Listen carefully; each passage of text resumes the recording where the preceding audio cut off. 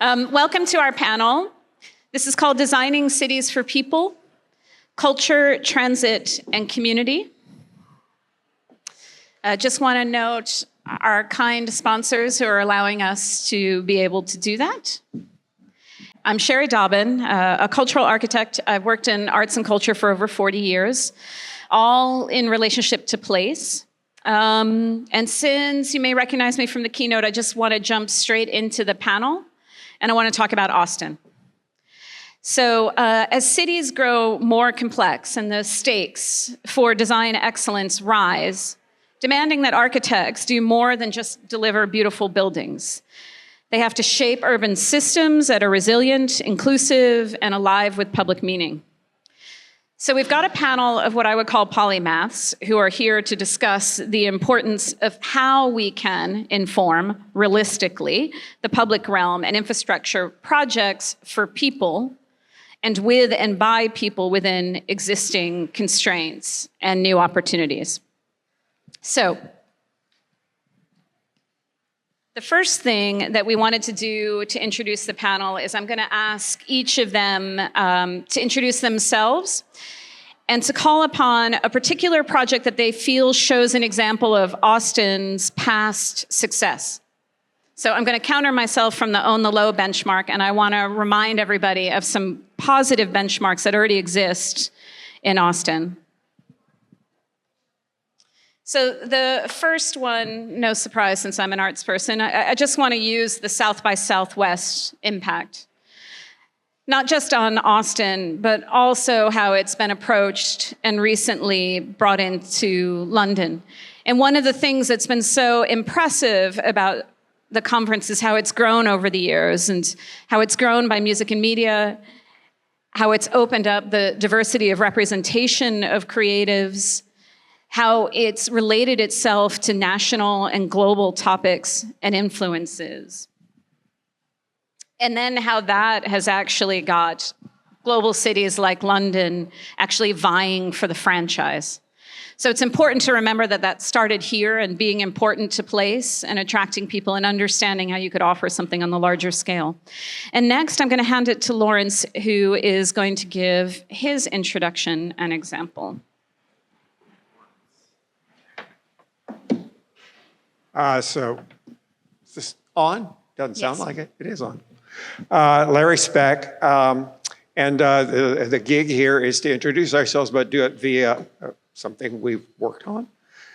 So many, many years ago, I worked on the Town Lake Comprehensive Plan. I was co-director of that with fantastic Clarence Roy, a landscape architect from Detroit. And this was in 1984. And it was the largest planning project City of Austin had ever done. I was really looking at completely reversing the city and turning it toward the river. The river had always been flood prone. It was nobody could build there because it was destroyed. And then when they put in Longhorn Dam in 1962, we didn't have to worry about that anymore. And it gave the possibility of completely reimagining what the center of the city was going to be. And it was creating this living room for the city. And very unusual at the time, a residential mixed-use downtown that would be extremely dense. And that was, that was a whole new idea. In a bombed-out downtown that was weedy sidewalks and parking lots, because you couldn't inhabit below 6th Street because it was too flood-prone. So that was an incredible opportunity, and in the subsequent decades, I've done 16 projects, everything from smaller planning projects, office space, residential, retail, a museum, a convention center, many, many projects in that area. But I want to just emphasize, it started out, as Sherry was saying, terrible. Do you understand there were no trees down there? It was bald because that had not been, the river when it came through was narrow. When they made it into a lake, the sides of the lake were like you can see here, bald. And immediately there was this tree planting operation. But the entire transformation of downtown Austin. And for some reason, this is not clicking. It did, and now it doesn't. Into this garden, this hike and bike trail, where we couldn't get the right of way to run the hike and bike trail. We could do boardwalks, and making this great recreational facility, and then feeding and benefiting from that with a real residential downtown where thousands of people would live and enjoy being in this very vibrant, mixed-use, pedestrian-oriented, not car-oriented environment. So I've been doing that, but also I teach at the university, and I've always been, 1 foot in academia over there, Dean of School of Architecture for 9 years, and very much committed to the teaching side as well. Jana. Speaking of which, I was Jana's teacher a long time ago. Well, I appreciate very much, Larry, the contribution. I think it's of the Town Lake Trail, then called Town Lake. But I think it was really kind of the first example of a great public space. And we used to say, we didn't have a public plaza. It was being on the trail and walking and running. That's where you'd meet up with people. Now, that's changed a lot. We actually have a few public spaces. But anyway, it's just, I think we were bereft of that. And that really filled like a need, and it turned people on to the notion of being in the public. So this is, I'm an architect and urban designer. I'm really interested in cities and places and public spaces. And so that was so exciting to listen to you just now, Sherry. But I'm also interested in how these things get done. And I like things that are complicated to figure out. And I think some of my fellow panelists are on that wavelength as well. But I've spent a lot of time in the transportation world, because as an urban designer, that's the thing that really creates the major framework for all that we do to kind of fill in that sort of skeleton.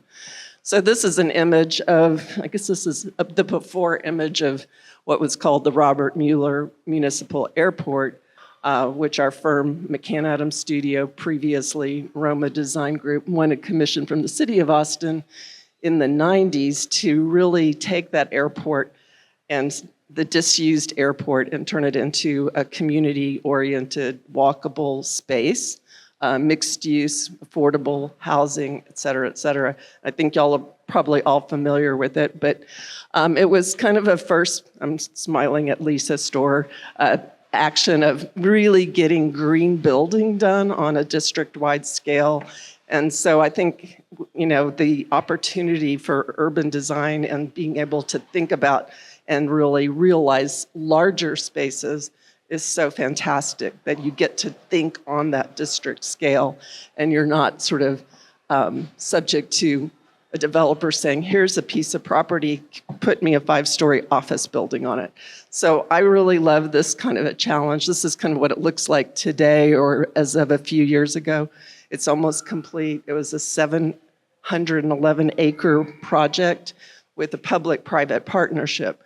And that's also something I really love, is when there are a lot of partners and the public does what they do well, which in this case was have the land available and set priorities and policies, and working with the development community.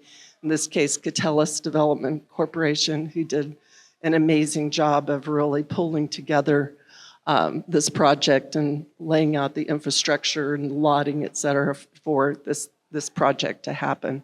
I'm assuming people are pretty familiar with this by now, but anyway, I lived there and worked there. And I see one of my clients, Marcus, hi, for the downtown station, which is pictured here, opened during the pandemic without much splash, but it was the commuter rail line downtown station that got built. When did it finish? 2020, I believe, yeah. And so this was a lot of fun, and again, part of the theme of integrating all these different systems. In this case, you see Lance Armstrong Bikeway, working with Convention Center and its hotel. thinking about historic Brush Square close by. Those kinds of thoughts really are integrated into this. And one of the things that I like to travel as well, got exposed to when I went to Barcelona was these reflective surfaces, soffits, that end up kind of reflecting the movement of the train and the movement, and then the community itself. So that was kind of the theme of creating these pentagonal parasols that are the canopy. And this is located at 4th Street. And then on a smaller scale, in some ways, it's this intermodal station called the East Side Bus Plaza for the city. It's actually was advanced by every single transportation entity in Austin and in the state. So it's on state of Texas, TxDOT property. It was financed in part by CTRMA. City of Austin contributed to it. So, and then CART's Capital Area Rural Transportation System, and Cap Metro has a very large presence there. So again, the challenge of working with all these different entities which often have very differing objectives. To me, that's the art of working as an architect. You often are the one who has to really maintain the clarity of vision, or the thing can fall apart. And so my job was a lot about being the ambassador for the project and for the vision, which is a great role. And I think it's one that I wish we all had more opportunity to embrace, because they don't listen to us enough, right? So anyway, this is a fun project in East Austin, built in around the same time frame in 2021. I think that's it. Hi, I'm Peter Mullan, and I'm a recovering architect, so full disclosure. I think one of the great things about Austin is, and also incredibly, occasionally annoying things about Austin, is the amount of friction that exists in terms of when we're trying to do things in the city.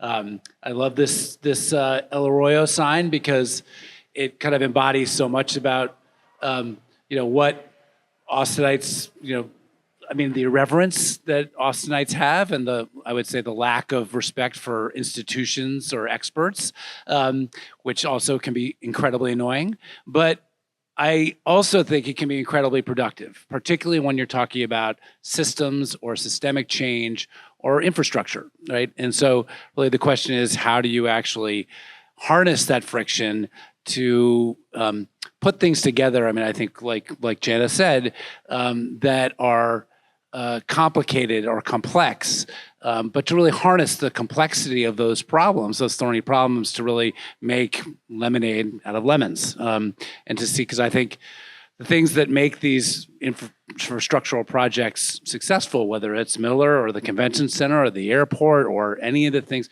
Town Lake, it's amazing to look at Town Lake and what it was, and what it is today. The thing that makes those projects work, is when you're looking at multiple aspects of them at the same time and reconciling what occasionally seem to be opposing or contradictory factors, right? And that's what we as designers do.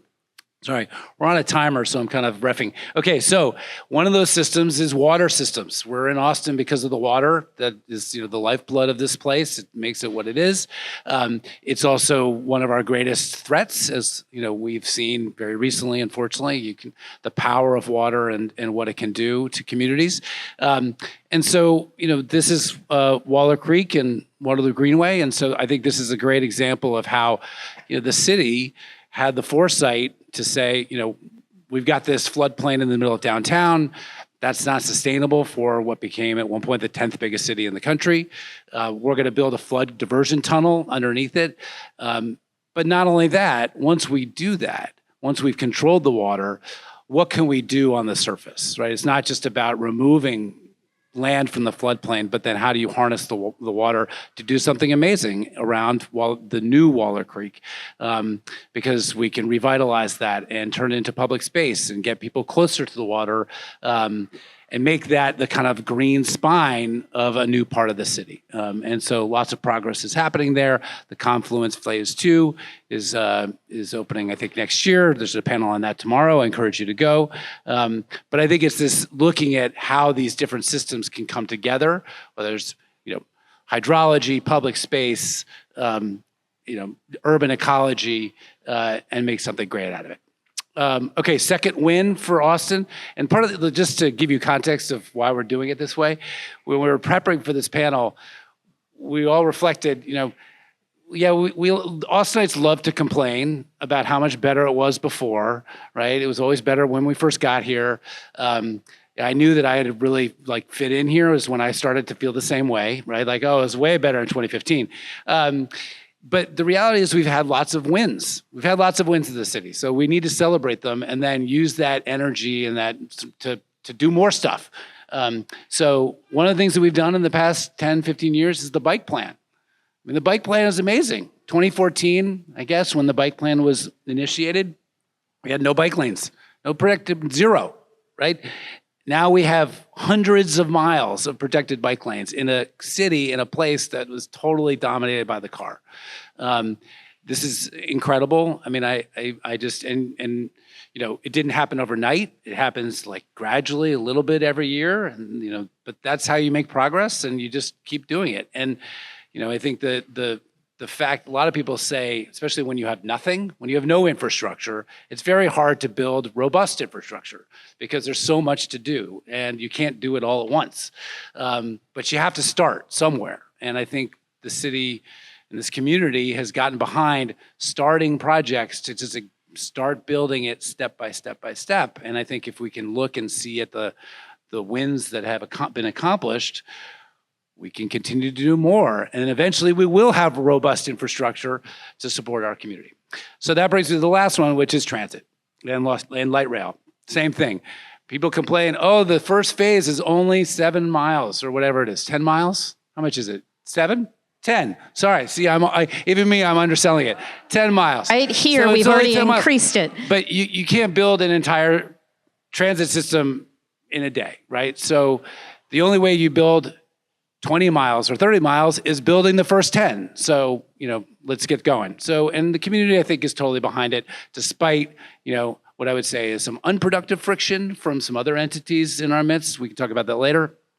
But the thing that I think is really incredible about this project and the way that it's been executed and it continues to be executed is that the entities responsible really committed to an interdisciplinary approach, right? It's not just about the train, right? And that comes from the website. So this is not me, that's ATP. And looking at how the train is really a tool for integrating lots of different systems, whether it's ecology or bike mobility or sidewalks or development. And it's really a spine. And I think as a spine, it's there to support the rest of the body, right? So it's not just, it doesn't exist in a silo. And I think the ATP and the community has done a great job at really investing and committing to that interdisciplinary approach, which is really difficult, but pays huge dividends going forward. So, and it does bring us to downtown, doesn't it? It does. So I'm really lucky to be on this panel with designers and planners who have really shaped Austin. As a newer Austinite, I moved here about 5 years ago. I get to reap the benefits of all that. And so I'm Amalia Carmona with the Downtown Austin Alliance. Like Peter, I guess I'm a recovering architect. My background is as an architect and urban designer. And I bring that design lens to the work of the organization. And maybe because I'm newer, my projects that I'm highlighting may be smaller scale, but they really highlight how thoughtful urban design and intentional programming and placemaking can really transform our public spaces. So the first project I want to highlight is Republic Square. So DAA is the managers and operators for Republic Square Park. In 2017, we partnered with City Austin and Austin Parks Foundation to really transform the space through design, allowing for a more flexible use of programming and activations. And it's reaping the benefits of that reward today. If anyone's been to Republic Square Park lately, we're known for regular programming programming like our farmers market in partnership with the Sustainable Food Center every weekend. Also our summer yoga series, which if you've been to any of them this past summer on Tuesday night, you can hardly find any space that's overflowing into the federal courthouses, into the mulch beneath the trees. So it's been really energetic and bringing new life to the space. So the second place I want to highlight is the Old Bakery and Emporium, and DAA has been a long-term advocate for this space, starting in 2011 when we helped lead the visioning and engagement for what the future of this park could be. That design was realized in 2014, similar to Republic Square, opening the space up to more flexibility of use and programming. That included the inclusion of the beloved food truck My Thai Mom, which unfortunately closed down post-pandemic, but it really activated and brought new energy to the space. But like many of our public spaces, post-pandemic, it experienced decline in use and foot traffic. So in 2022, we once again partnered with the City of Austin and the Austin Parks Foundation to do a mural implementation project. So DAA led a 2-year engagement process, working with over 1,000 community members to ideate what this public art could be. And in 2024, last summer, working with local artist Ruben Esquivel, we were able to bring that mural, the community's vision, to life through the artwork Generational Ties. And this new piece of art has created an iconic and impactful piece of art just on the footsteps of the Capitol, which, when the artist was installing this mural, a woman came up to him and said, "It's so powerful to see women of color so close to the state capitol where major decisions are being made against us." And so that's the impact of public art in public spaces, and it's really brought new life to that space. The final project I want to highlight is a bit of a departure from the other two. This is actually a privately owned public space, and it's privately operated. This is 301 Congress at 3rd Street, just off of Congress Avenue. The property managers approached the Downtown Austin Alliance in 2021, wanting to transform this kind of forgotten transient space that was really used for alley loading and shortcuts for the tenants of the building and transform it into something new. So we, through our foundation's Writing on the Walls programs, we worked with artist Doss to implement the mural Where the Wildflowers Grow. This was a project to bring, visitors, that Instagrammable moment into this forgotten space downtown. Later that year, it became the pillar and the cornerstone for Mexicarte's Viva la Vida parade, celebrating Dia de los Muertos. So you can see that in the bottom corner, how this vibrant, colorful images piece of art really complements the cultural celebration that's happening in the park space. Seeing the impact of design and planning on that project, seeing the impact of the artwork and the programming on that space was really the impetus to have the property manager invest in long-term design changes. So they worked with Aura Design Group to transform the park from this empty alleyway, essentially, into a really thoughtful and amazing urban design space. And so we've been working with HBI since the unveiling of the new public space to thoughtfully program that through food truck pop-ups. We hosted a musical series through our Musician Activating Spaces program last year, offering free concerts in this parklet. So I think all three of these projects just highlight how design, thoughtful programming, and placemaking through public art can work together to transform public spaces. And then, when we're talking about what's made Austin incredible, celebrating these past successes and wins, and Jana and I were talking about what slides we were presenting, and we were thinking about what is the future of Austin, and specifically downtown, which is at this nexus of so much growth and infrastructure and investment. And so we just have two slides to maybe set the tone for what we're going to be getting into later in this talk, talking about what are the private investment through private development and growth, also what are the public investment through large-scale infrastructure, and how can we, to Sherry's point in the keynote, really capture that energy and bring our community and artists and creatives into the fold to really make that a unique experience for Austin. I want to thank everybody. I guess it sounds contrary to what I talked about as far as problematizing everything. But because we want this conversation to really be about, so what can Austin do now and what does it need? This is a practical session in what it is we want to look for. And so we wanted to start by saying, okay, you have done things, so accept that and remember that. Sometimes we can get caught in frustrations, and then we have to remember these seemingly impossible things have happened. And one of the first things I want to do is just break it down with everybody, and then we'll get into a more free-for-all. And So, Larry, I'm going to ask you if you can give an academic abstract as opposed to a long academic analysis of a very large topic, which is if you can just give a little bit of the context for what you think this sort of the long arc of master planning in Austin has been in regards to architecture, or thinking about the architecture of the city. And then we're going to go down the line with the areas of expertise and break it down even more. Cool. So I think this is something many of us who think we know Austin really well don't know jack shit about this. But we actually are a very, very master planned city. And this is from 1839 when the Waller Plan was a master plan for a new capital city for the state of Texas. Beautiful plan, meticulously implemented in the early years of the city. And it really set us on a trajectory. And there have been many, many, many master plans for the city of Austin. Some of them really brilliant and some of them really terrible. One in the 1920s that was really very deleterious to our city. But we are a designed city. You go to Bard Springs Pool and you think, whoa, what a cool natural environment.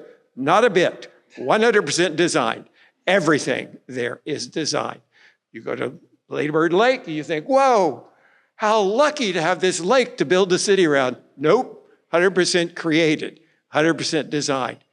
And to this day, there is a very, very active and I think impressive coordination of various projects with each other.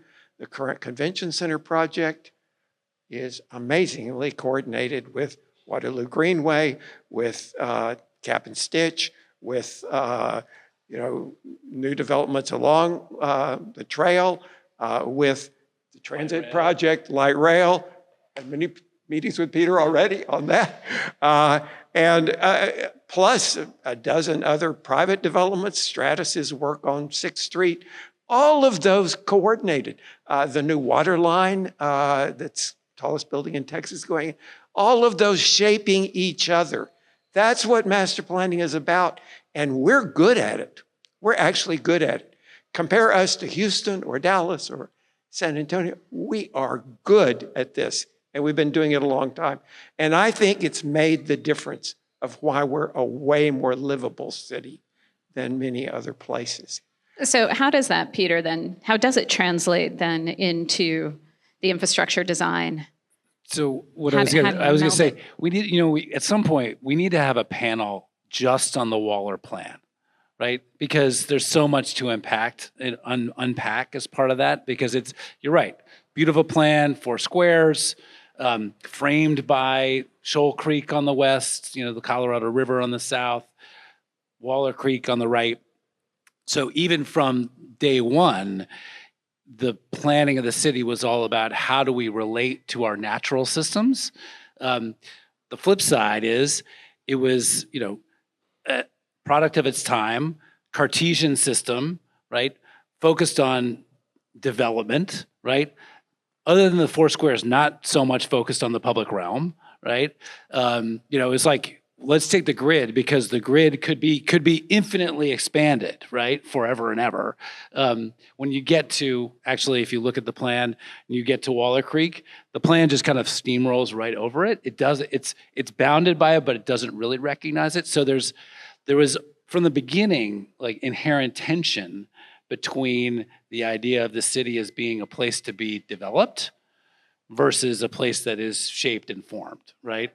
I think this is really important. So, Jana, since you're holding a lot of space and understanding, public realm and the urban design, a lot of times you're dealing with these interstitial spaces, or how do we mesh them together? What is the reality? Because most people don't walk through life like they're walking through a master plan. They just take one step at a time. Yeah, well, I thought we were talking about 2 different cities, because I don't think Austin's very well master planned at all. But it is like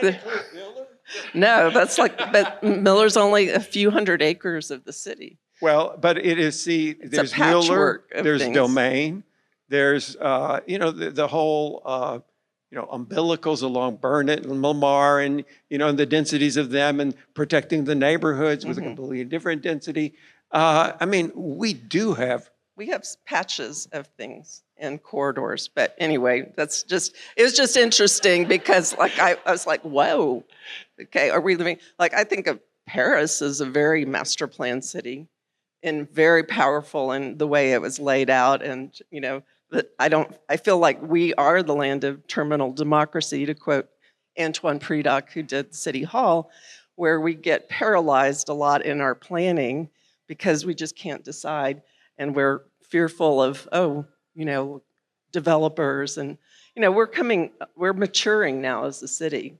And I think we're getting the idea that that master planning, which is also a term that is incorrect politically, but just planning is really important and valuable.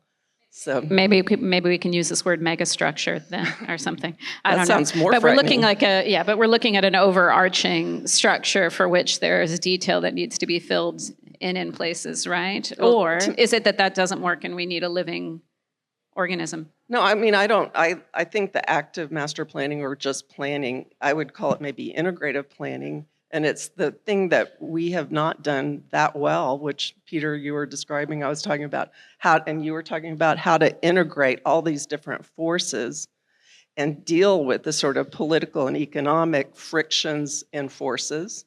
And how do you opportunize on those and get everybody, sort of marching in the same direction? I think that's hard. And it's hard in any city. It is. And, you were in Paris, worked in Paris for years.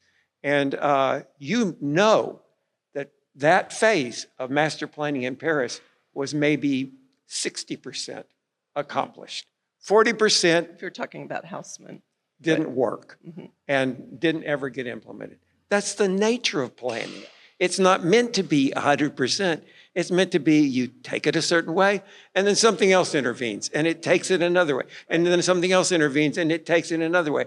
And that's how cities ought to be. It's not some I don't want them to be all master accomplished, planned. complete thing. It's always fragmented, and that's just the way planning should work. Okay, so how do we bring people back into this? So our panel is about designing cities for people and how that intersects with transport and design and activation. So I think this, first of all, I love this dialogue. Thank God we have a panel where we're actually talking to each other. So thank you.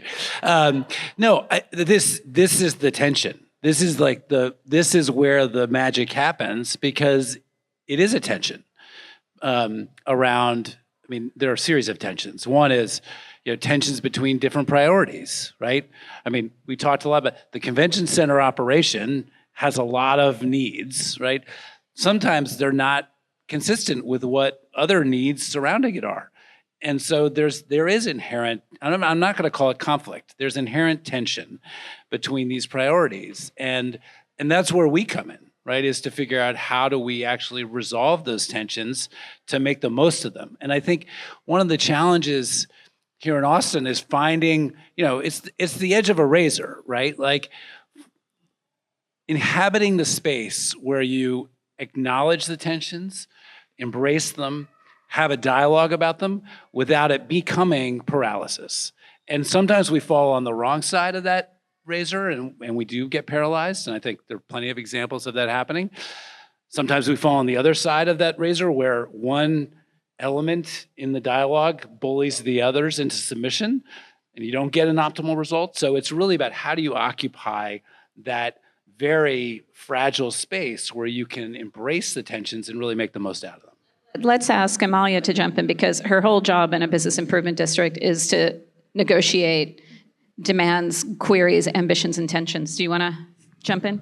Yeah, and I think in the use of the space, this is all happening in the planning, the design, what gets implemented. But in the use of the space, we have the ability to hold those contradictions, those tensions in one space. And one of that way is by tapping into our local network of entrepreneurs, creatives, artisans, and do that in a way where we open up space and allow them to create the space. We set the baseline design. We implement that. So it gives them a platform for their activities activations, their events, their communities to thrive.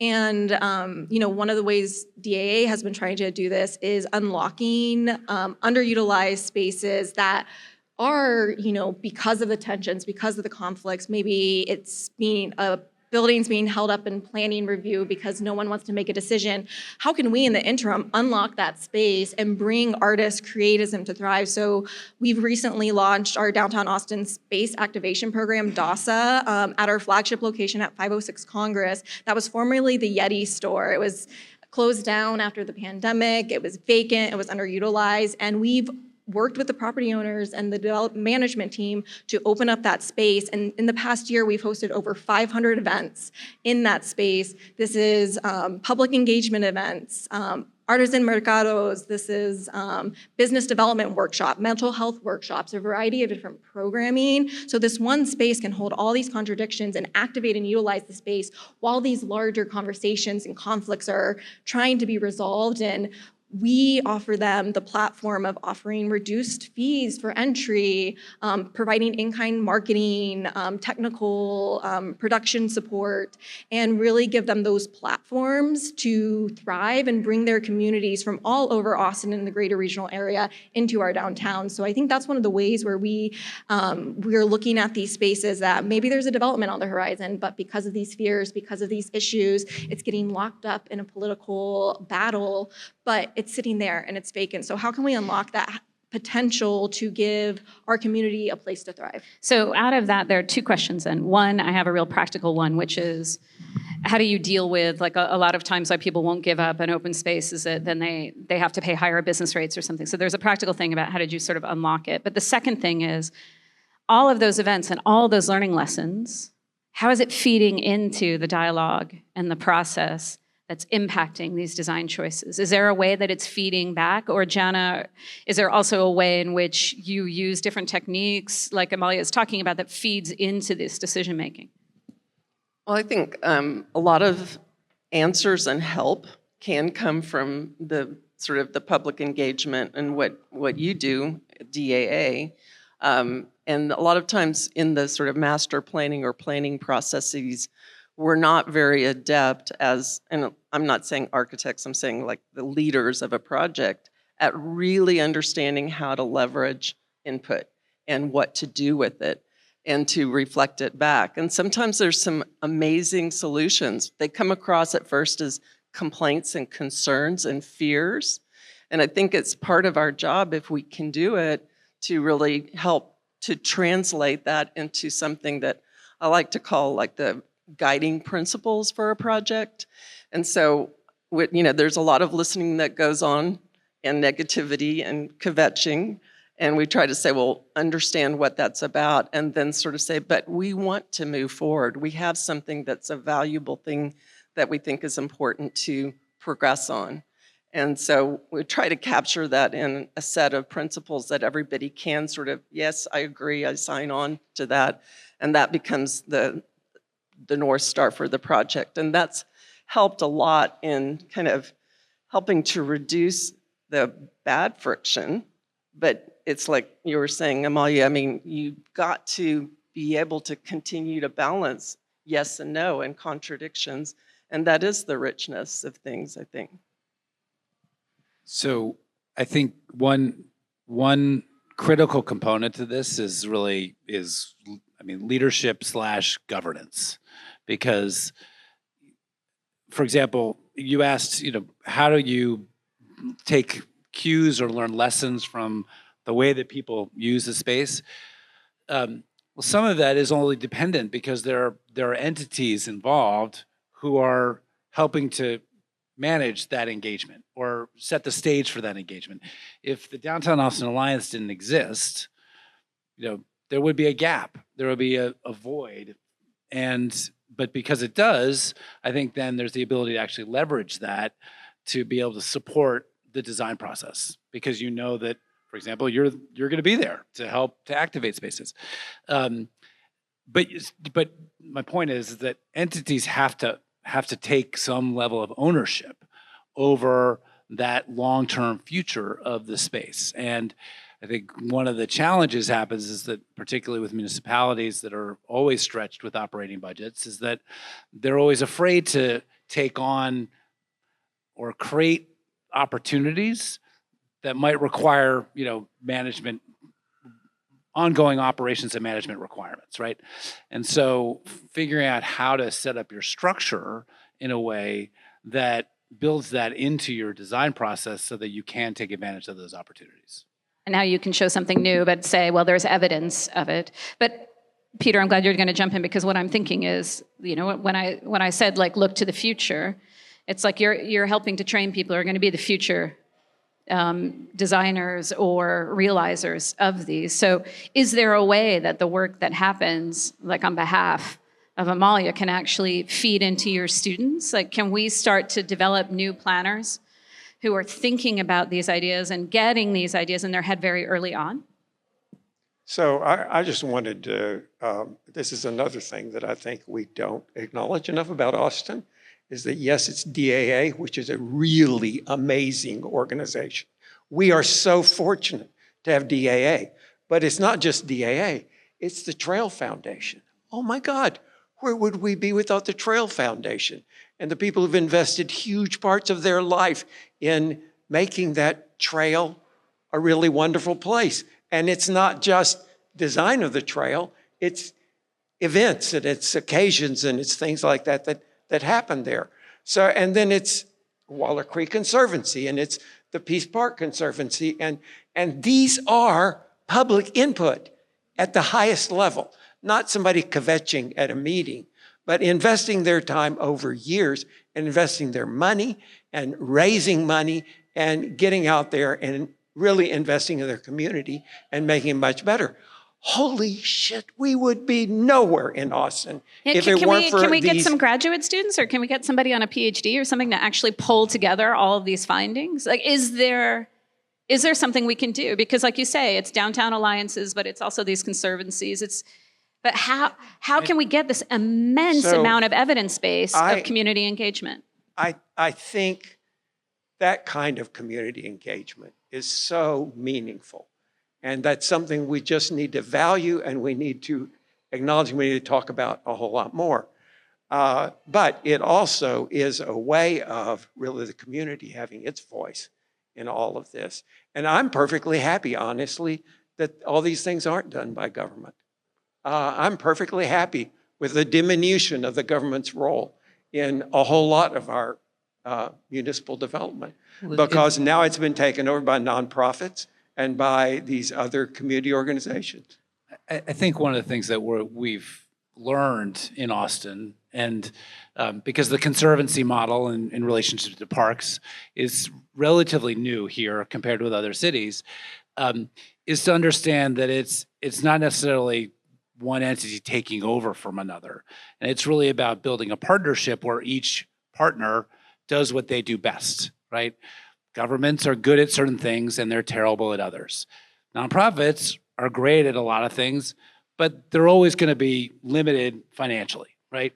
And so how do you set up the partnership that really leverages the mutual strengths of each of the entities so that you don't ask Waterloo Greenway to be government, but you leverage everything that it does and does on an ongoing basis. I mean, I think in terms of community engagement, one of the benefits of these kinds of partnerships is that you get actually more continuity with the community over the long haul than sometimes you do with government, which are subject to electoral cycles, et cetera. So it's really about designing the partnership, managing it, appreciating it, and leveraging it for everything it can do over the long haul. And I will say that takes leadership to manage, because often what happens is that in the face of uncertainty or fear, then entities retreat into positions of defense. I always like to say, the problem with government is it's playing defense 150% of the time, and for good reasons, because they're being attacked. Government is being attacked all the time, but then don't ask it. Then figure out how you can build an innovation. The question is, how do you design a partnership to allow for innovation to happen? I think in kind of response to your question, I do feel like there's a lot of room in architectural education to start to learn about these more complex projects. And so I've hired people from LBJ school, because they have a background of really understanding government getting things done, or they're supposed to anyway, and how to manage large-scale projects. And so it's that kind of side of that person that I don't feel like most architectural education deals with. And the exception being some schools that offer masters in urban design get into that necessarily. But I feel like it's very, very small impact. And we could have a much larger one. So I think it goes further than that. I have been personally very heavily invested in education of non-architects about architecture.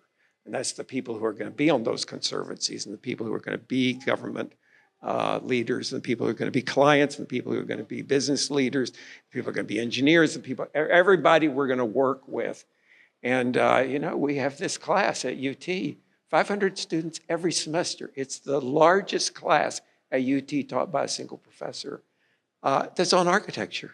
And really, and it's not just architecture, but urban design and city building and all of that. Our whole culture has to be educated or we're in terrible, terrible shape. And we do live in a culture that they're going to learn nothing in high school. They're going to learn nothing in the media. So educational institutions like the University of Texas, I think it's a huge obligation. We've got to be talking about these issues of city building and city design because it makes huge difference in people's lives. And when they hear and understand that, they are onto it like wildfire. It's the easiest class in the world to teach because they don't know anything about it and they realize immediately, oh my God, I need to know something about this because it's important in my life. Okay, so I love action. I love making people commit. One thing I do want to ask is, or you probably do this anyway, but in that class to ensure that there are guest speakers who come in and explain it from all of their perspectives.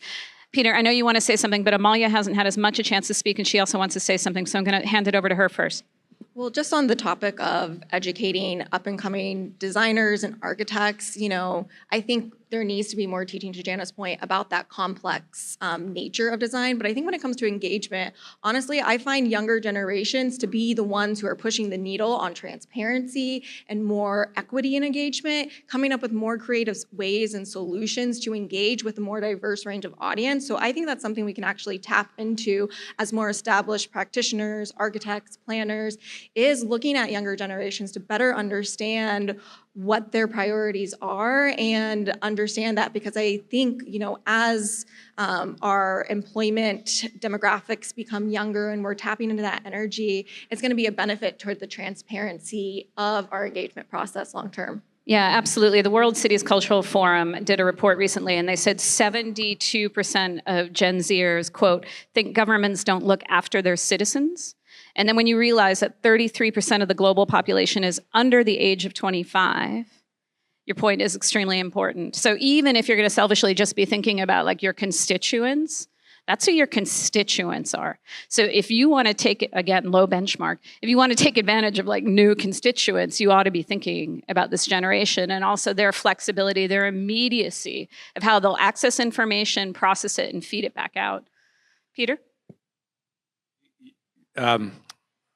Unfortunately, you distracted me because you just raised the specter of our global loss of faith in institutions and government, which we're seeing. Bring you back to what Peter was saying about teaching unfold architecture in real time, but trying to find a kernel of optimism in that, I think is related to what you all three were talking about, which is how do, as design professionals, I'm not even going to say architects, engage more broadly, right?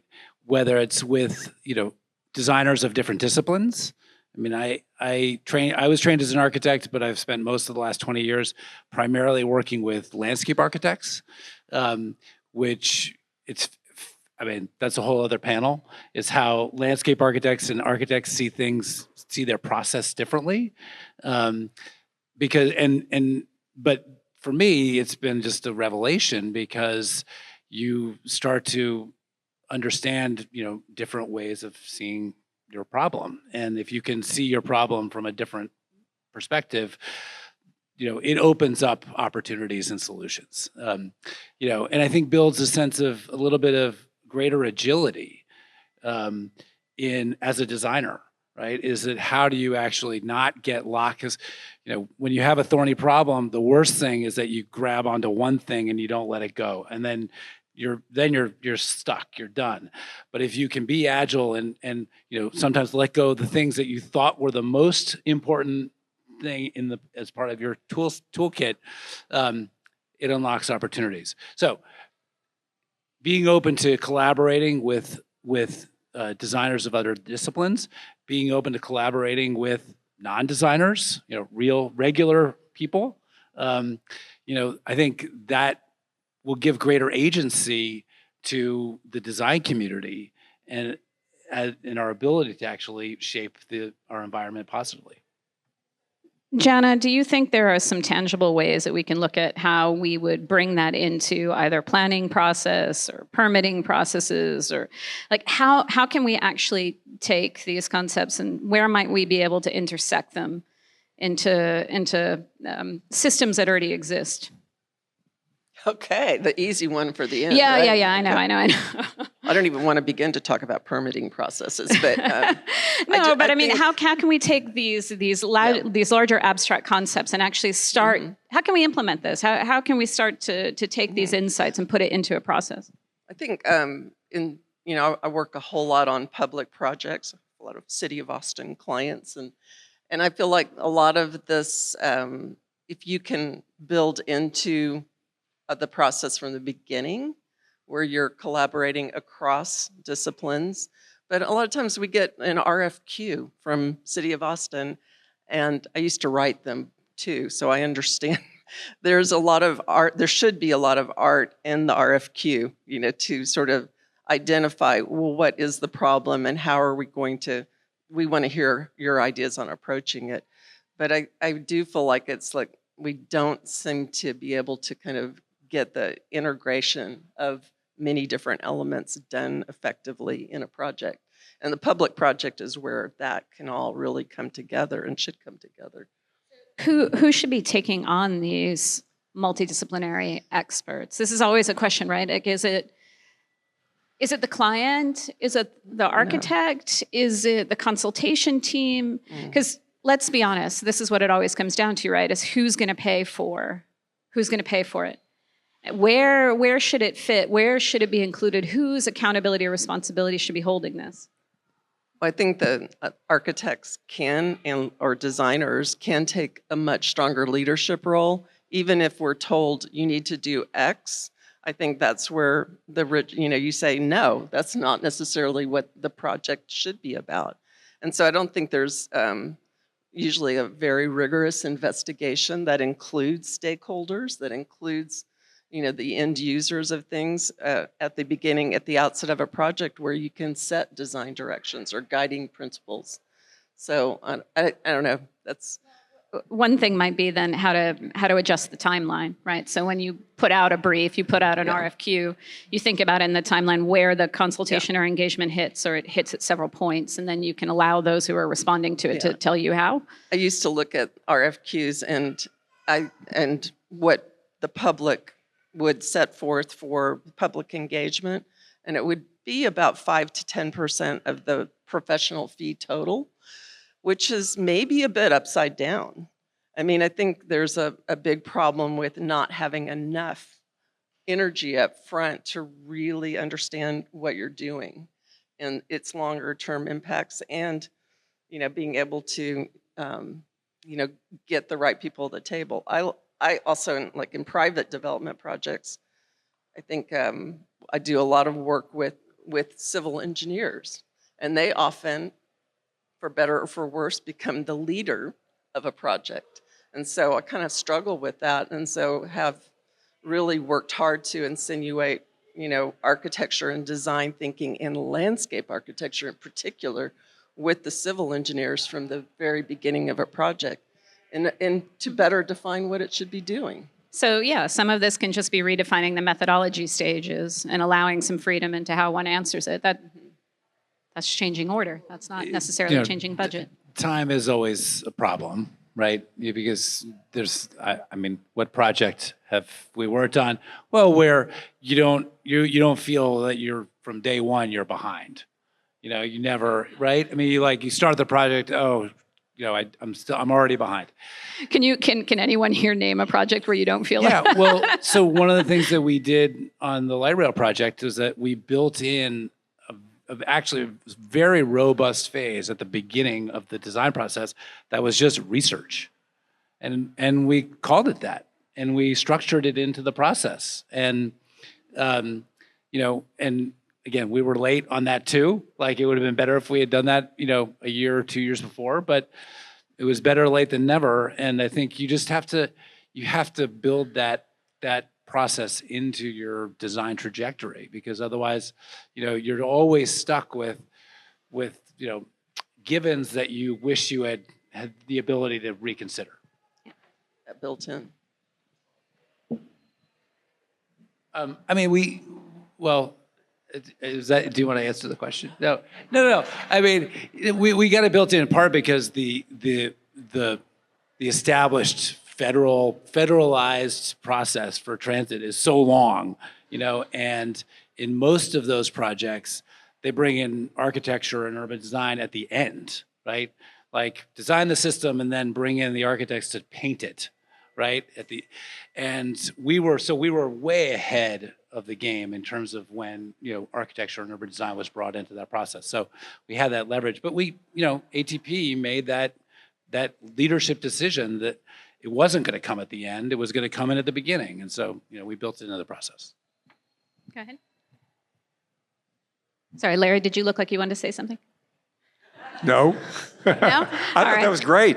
Well, I think it's important because, very often we wander away and we think, oh my God, we have to change everything. But actually just rethinking how we go about something, how to put it forward. And again, if it's in the RFQ, it's also on those who are responding to it to come up with the answers about how they would do that and how it fits into the fee structure, how to allow it. So some of it might be that there is a question about, is there a change in this timeline or the structure that you'd like to put forward? What's that point of difference and how would you realize it and how would you stick to the budget?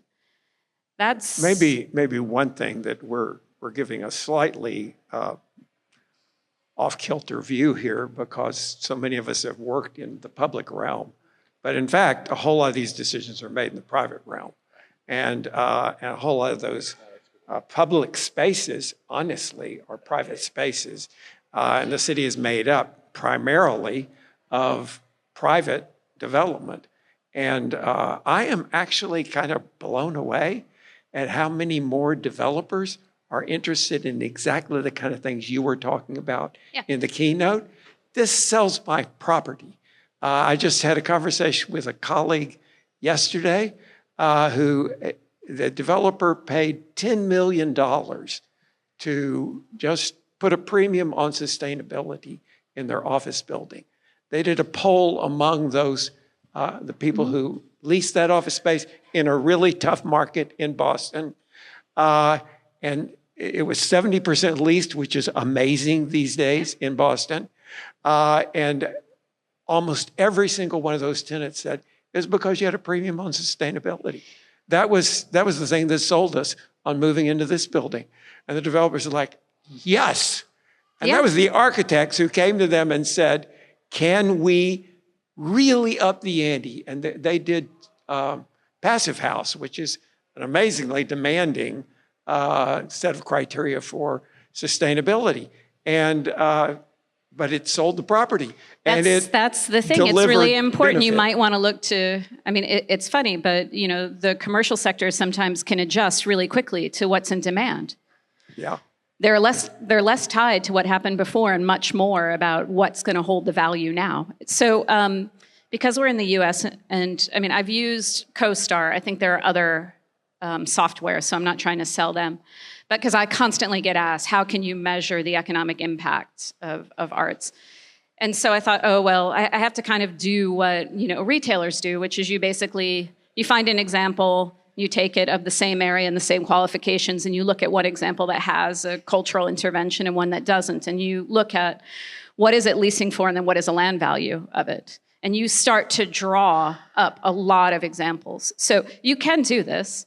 That information is easily accessible. And it's one way that you can see the reason why private developers will do it is, if they want to flip that property, they want to know that they can sell it for more. If they're a long-term manager of it as well, then what they want to know is that they can lease it for a higher rate. But you can pull examples of ambitious development, non-ambitious development within the same sort of sub-region and just start to look at the vast difference in economic value. Well, you can't say it was necessarily this thing. You can start to limit down the amount of factors and really start to analyze it. I want to make sure, so do we have a roving mic or is it my mic or whatever for questions? Okay. So this is your chance to ask this hot panelist table over here. Yes. Yeah, so how do you push the private developer to say, okay, in this timeline we want to add it, and that might increase our fees? What's the kind of argument you might look to in your proposal to make that statement? So, Peter, you gave an example, or Larry? You got to talk to them about money because that's what they're interested in. So you've got to, talk about it in terms of how this is going to help your bottom line. And you've got to have some evidence of that. And I don't think we've been very good at collecting that and being convincing about that. And certainly that's when sustainability has become a priority, it's because it gave economic benefit. Amalia? I also think there are always going to be developers who don't want to opt into these options of lifting up creatives and artists. One way you can test it with them is through a more tactical form of urbanism. It takes a long time for these projects to be developed, but can we do something that's low risk and low cost in the field to just showcase how it has the ability to transform? We're currently doing that. It's not a private development, but on East 6th Street, is in need of a lot of long-term repairs, and it's going to take time and funding and probably a lot of public-private partnerships to transform that. But we're doing a tactical urbanism intervention right now that is looking at getting towards what those goals are, where you're looking at reducing vehicle lanes, widening pedestrian sidewalks, having placemaking opportunities. We have our artist, Emily Eisenhart, who's helping us with that placemaking opportunity. Right now, they're installing in the field a new artwork on East 6th Street. And that is a low-cost, low-risk way that if something blows up, if one of the stakeholders doesn't like it, you can remove it without a huge impact to the budget. But a lot of those, that piloting and that testing through a tactical urbanism form can influence the design and could potentially get that developer down the line to opt into those solutions. I'm going to answer it from the client's perspective. And I would say you have to figure out how to be nimble as a design professional, right? And see this kind of work as really a relationship building opportunity for you and your client, right? How do you actually, in these early phases, maybe you figure out how to staff it in a smaller way, right? So that it's not as expensive, but and it's a little bit of R&D, honestly, for your company to build the relationship with the prospective client, because that work up front is going to build a relationship that's going to pay dividends later. One of the frustrating things about being a client is when you get a proposal and it's really heavy. Like, we're going to put 20 people on this thing, right? You don't need 20 people. You need like 2 people who are going to be in a dialogue with us as a client. And so just being like sensitive to that. And I think if you can figure out how to design your practice so you can be nimble in that way, it just pays dividends.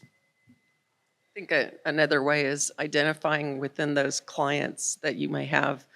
Many of them have already public relations firms, and how can you kind of say, okay, well, you're using that kind of a value, but you're going to focus it on this specific project.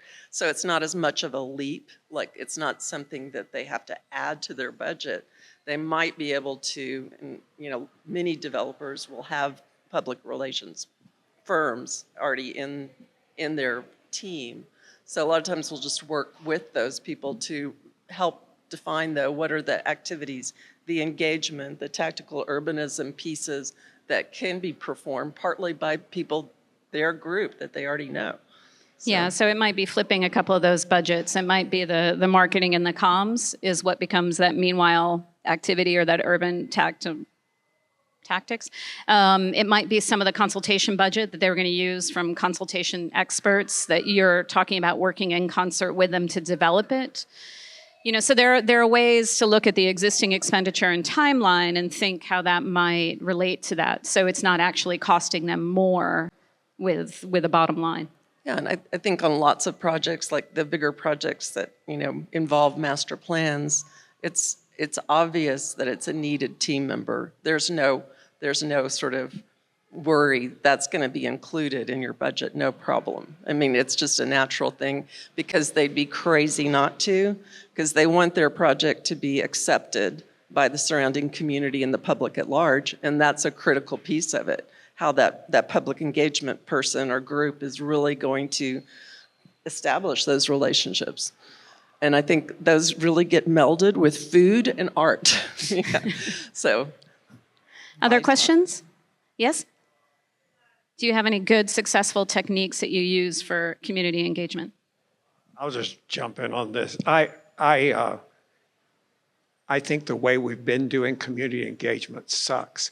And it's boring and it's stupid and it gets all the wrong people in the room. That is not the way you should be doing it.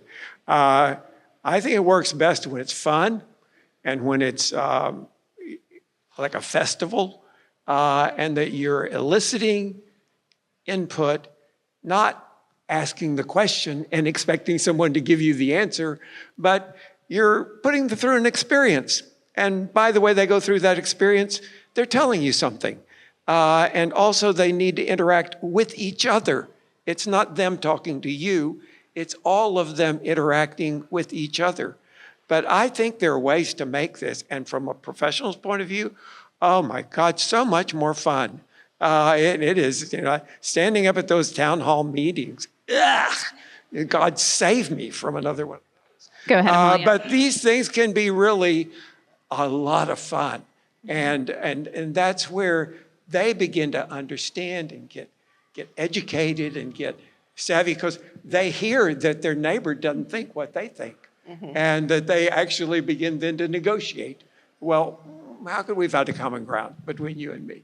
I think those kinds of, it's completely different from what has been the standard operating procedure. And sometimes in some cities is the requirement of what you've got to have a damn town hall. So you got to find a way around it. Yeah, I think that's really important. Go ahead. To building memories and making that event be memorable. And then people have a positive association with the project. That's huge. And again, food and art help. Yeah, and I think one of the ways to do that, we think about art as the end piece of the project, but bringing in artists to the engagement process, they have really creative ideas. We partnered with the city on one of the very first Our Future 35 cap and stitch engagements, and we brought in artists to help curate the engagement. We had a muralist and graphic designer who was speaking with people, sketching them in real time. It was displayed on the board and documenting their stories and what they wanted to see through cap and stitch in public art. We had a local podcasting studio, which is bringing up the youth, sit down and collect the stories of how has I-35 impacted you in your life. And we had a poet come in and start the entire engagement session with a poem to kick off the engagement. And so leveraging artists, not just in that final output of what the design is, but in the engagement process, they have way more fun, creative, and engaging ideas. And people were asking for their portraits to be drawn and their story to be documented, or to be able to sit down and tell their story in a pop-up podcast studio. And I think there's ways we can engage those into the artists and creatives. How do you take that engagement then and get it back in a quantifiable way or a qualitative way that can be used then to further either the design or so engagement? Often we would try, here are like 10 options of what we could do. We could put a priority on this, we could put a priority on this. So let's get 5 of you around the table and you guys negotiate. You tell us where the priority ought to be. Wow, that is really useful information.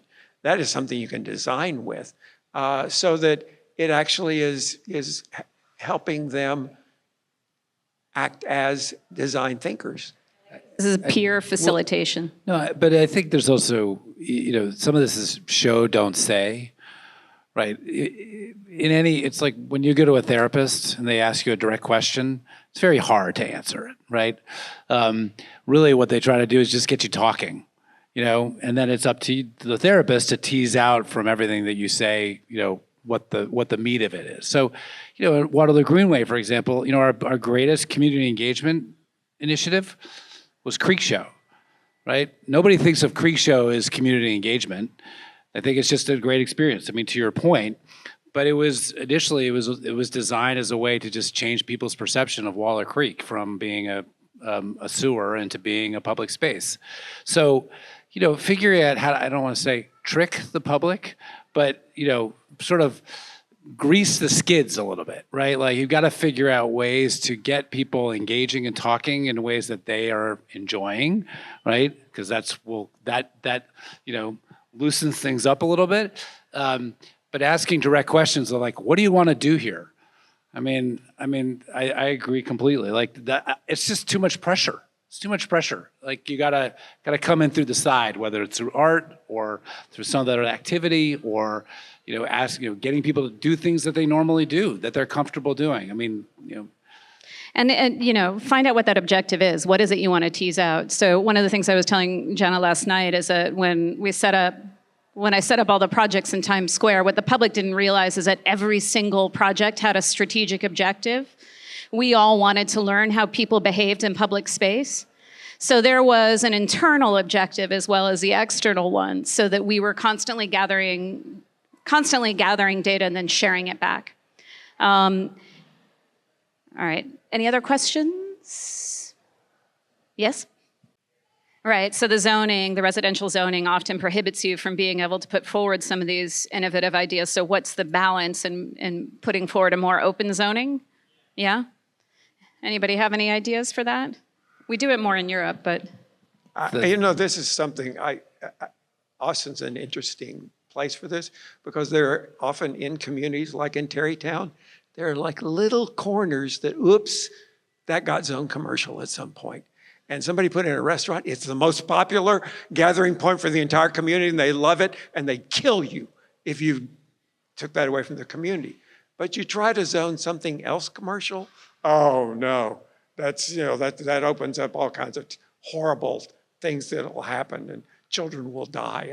And so I think we have to get realistic and just get a better dialogue about you enjoy having that restaurant there.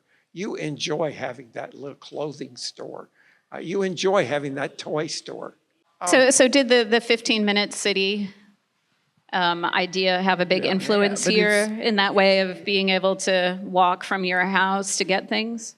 So in some ways, as a designer, you've got to put yourself in the position of a developer, of thinking like a developer. Because what developers do, they're trying to think of what does this community need so that I can sell space. So they'll live here, right? Right? Because if they don't need it, it's not going to work. I think this idea about putting on other hats, whether structurally, like I'm all for, and this is, I'm personal because I left practice to become a client. I think we need way more architects as clients. I think we need way more architects as developers. We need way more architects as, public servants in the public sector. So I think putting on these other hats, because that's how you actually learn about some of these other forces that can be so productive in terms of shaping the environment positively. One more question? Yes.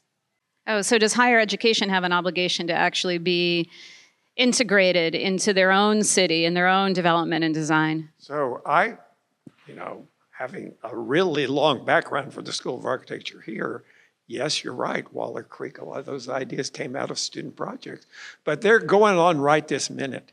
So Do what? Light rail to the university.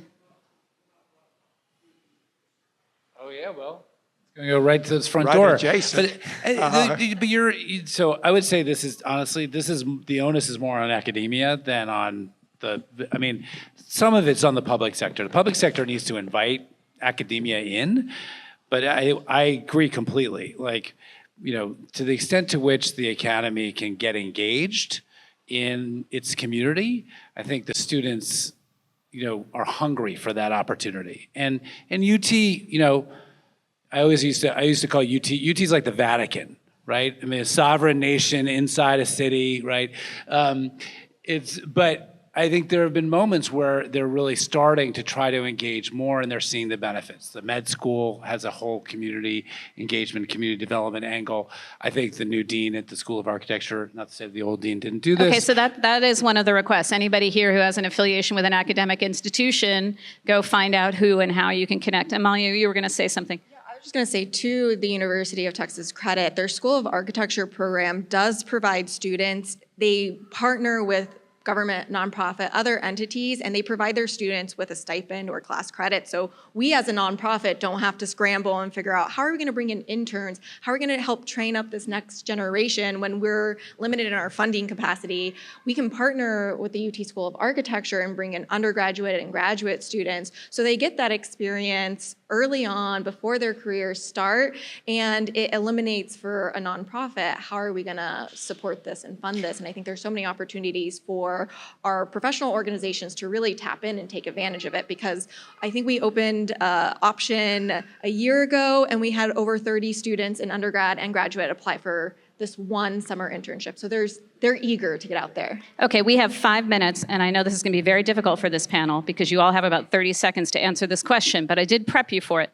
So this takes all of us. So I'm going to ask, now that you've asked the panelists, I'm going to ask each of the panelists to give one request to you as the audience about what you can do. Who's ready? Go. Well, I feel like I'm kind of repeating what you mentioned in your keynote, but it's designed for emergence, not for control. The best parts of our designs and it's the way it's used, the way it's activated, and that's always changing and evolving as cities grow. And so leave that opportunity open for that creation to emerge naturally and organically. Excellent. Good. Join a public commission. Get engaged. So I think because most everybody here is from Austin, we have not done a good job of embracing the new Austinites. And we really need to bring all the energy of this incredibly diverse new group of people who are part of our community now. And we need to stop imagining ourselves how we were and start thinking of a much larger, broader community that we are now. And the younger community as well. So I think it would be great. And I'm going to ask you, nonprofits have to go through an extensive process of developing an end-of-the-year report or an impact report. They put a lot of effort in and they pull all of their statistics together. Because they're nonprofits, they're all publicly accessible. So I would ask you to go through your conservancy, read the AIA impact reports, read all of them. You'll already get a lot of community feedback of priorities that already exist and use that as a starting place. Thank you all for coming.